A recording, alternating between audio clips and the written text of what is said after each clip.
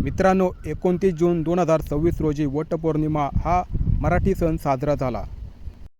महाराष्ट्र आणि गोव्यामध्ये हा सण साजरा केला जातो. पतीच्या दीर्घायुष्यासाठी पत्नी वडाच्या झाडाला सूत बांधते. हा आपला मराठी सण आहे. महिला वडाला जे दोरखंड बांधतात, साधारणपणे 2 दिवस ठेवले जातात. त्याच्यानंतर पूजा किंवा काही गोष्टी करून ते दोरखंड काढून ठेवले जातात.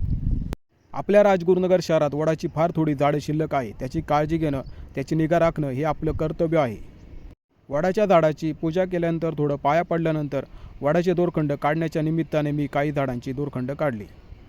मला असे दिसून आले, जेथे दोरखंड लावले होते तेथे वडाच्या झाडाला काही ठिकाणी जुन्या जखमा झाल्या होत्या.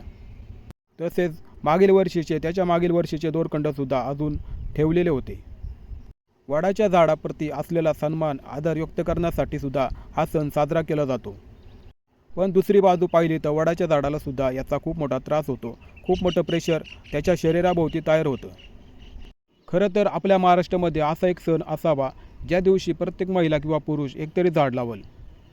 तिनेवाडी क्रीडा संकुलच्या इथे अतिशय लहान असं वडाचं झाड होतं. त्यालासुद्धा महिलांनी खूप मोठ्या प्रमाणावर बांधलेलं होतं. ते सुद्धा मी वडाच्या झाडाची थोडी पूजा करून त्याला दूर केलं. बाजूलाच असलेल्या तासकमांच्या कॅनलमध्ये लोक खूप मोठ्या प्रमाणात कचरा टाकतात. लोकांना फक्त आपलं घर साफ ठेवण्याची मानसिकता आहे. बाकीचा परिसर कसा असला तरी त्यांना फरक पडत नाही. त्यानंतर पुणे नाशिक रस्त्याच्या कडेला जे झाड होतं, ते झाडाच्या दोऱ्यासुद्धा मी पूजा करून काढून टाकले. महिलांनी पुढील वर्षी दोरा लावताना कुठेही न बांधता तो डायरेक्ट लावला गेला पाहिजे. कारण दोरा बांधताना झाडालासुद्धा खूप त्रास होतो. ज्यावेळी सर्व दोऱ्या मी बाजूला केल्या, त्याच्यानंतर झाडाने मोकळा श्वास घेतला असेल, त्याला जो त्रास होत असेल तो थोडा कमी झाला असेल. आपण पाहू शकता, काही ठिकाणी झाडाला खूप जखमा झालेल्या आहेत. काही ठिकाणी झाड कुजलेलं आहे. याचं कारण म्हणजे जे दोरखंड लावलेले असतात त्याचा हा परिणाम असतो. त्यानंतर राजगुरुनगरमधील प्रसिद्ध अशा सिद्धेश्वर मंदिरात आलो. तेथे मी देवाच्या पाया पडलो. मंदिर मागील वर्षी कलर दिल्यामुळे खूप चांगलं दिसत आहे. येथील परिसरात खूप झाडे असल्यामुळे येथे थोडा अंधार असतो आणि परिसर कायम निसर्गरम्य असा असतो. सर्वांना उत्तम आरोग्य, सुख, समृद्धी, आनंद मिळो अशी मी देवाकडे प्रार्थना करतो. आपल्या सिद्धेश्वर मंदिरात काही मुली कॉलेज बंक करून बसलेले असतात. तसेच काही नागरिक विश्रांतीसाठी बसलेले असतात. काही महिला बसलेल्या असतात. थोडक्यात सर्वांसाठी हा परिसर खूप चांगला आहे. हे आपल्या शहरातील एक प्रमुख झाड आहे. येथे खूप मोठ्या प्रमाणात दोरखंड लावून झाडाला अतिशय पॅक करण्याचे काम महिलांनी केले आहे. सिद्धेश्वर मंदिरात खूप झाडं असल्यामुळे येथे पक्ष्यांचा कायम आवाज असतो. कॉलेजची मुलं येथे बसतात, फोटो काढतात. थोडक्यात हा परिसर अतिशय निसर्गरम्य आहे. काही महिलांनी अशोकाच्या झाडाला सुद्धा दोरखंड बांधलेला होता. तो दोरखंड मी बाजूला करण्याचे काम केले.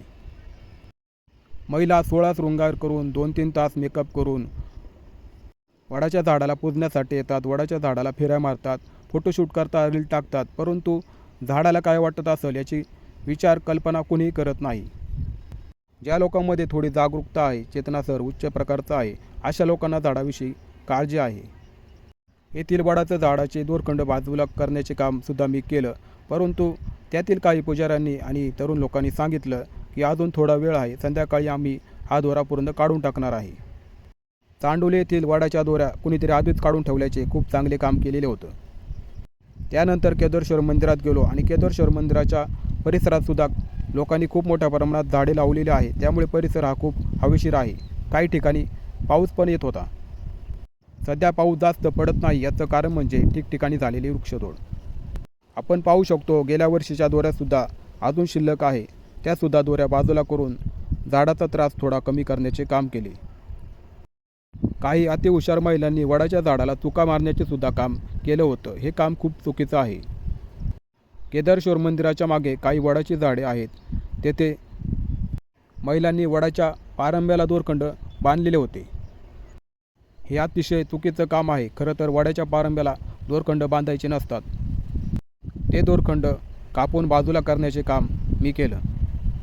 मित्रांनो, आपल्याला जर झाडाची काळजी असेल तर दरवर्षी वटपौर्णिमेला 2 दिवसांनी झाडाची पूजा करून हे दोरखंड बाजूला करावेत.